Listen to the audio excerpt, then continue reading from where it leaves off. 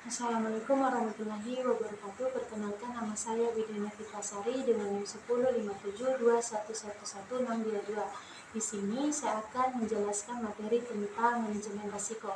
Yang pertama, ada pengertian dari manajemen risiko. Manajemen risiko adalah suatu proses sistematis untuk mengidentifikasi, menganalisis, mengevaluasi, mengendalikan, dan memantau risiko yang dapat memengaruhi tujuan dari organisasi. Tujuannya itu meminimalisasi kerugian dan memaksimalkan peluang.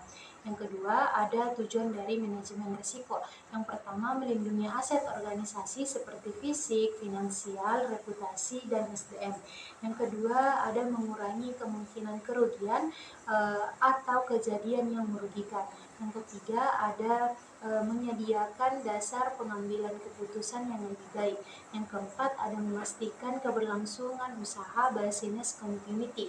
Dan yang kelima, ada menciptakan budaya sadar risiko di dalam organisasi.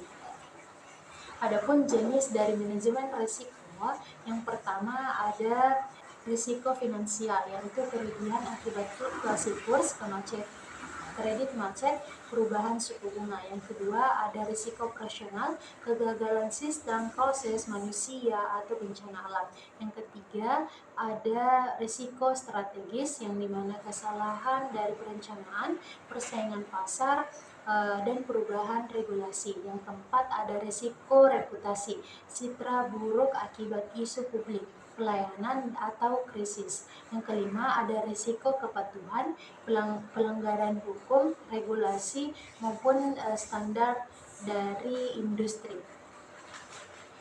Adapun proses manajemen risiko, yang pertama itu identifikasi risiko, yang dimana mengendalikan potensi risiko yang dapat terjadi. Yang kedua, ada analisis risiko, menilai kemungkinan dan dampaknya. Yang ketiga, ada evaluasi risiko, yang dimana menentukan prioritas risiko yang perlu ditangani. Yang keempat, ada penanganan risiko, yaitu dengan memilih strategi menghindari, mengurangi, memindahkan, atau menerima risiko. Dan yang kelima, ada pemantauan dan review, yang dimana pemantauan efektivitas pengendalian dan memperbaharui sesuai kondisi.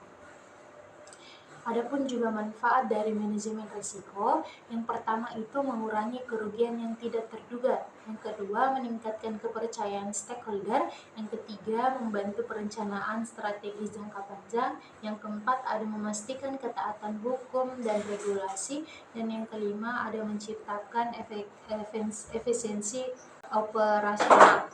Ya, adapun juga contoh penerapan dari manajemen risiko, yaitu pada bank, manajemen risiko kredit, menganalisis kemampuan bayar nasabah. Yang kedua, ada rumah sakit, risiko keselamatan pasien dan kesalahan medis. Yang ketiga, ada perusahaan dari manufaktur, risiko kerusakan mesin, keterlambatan supply chain.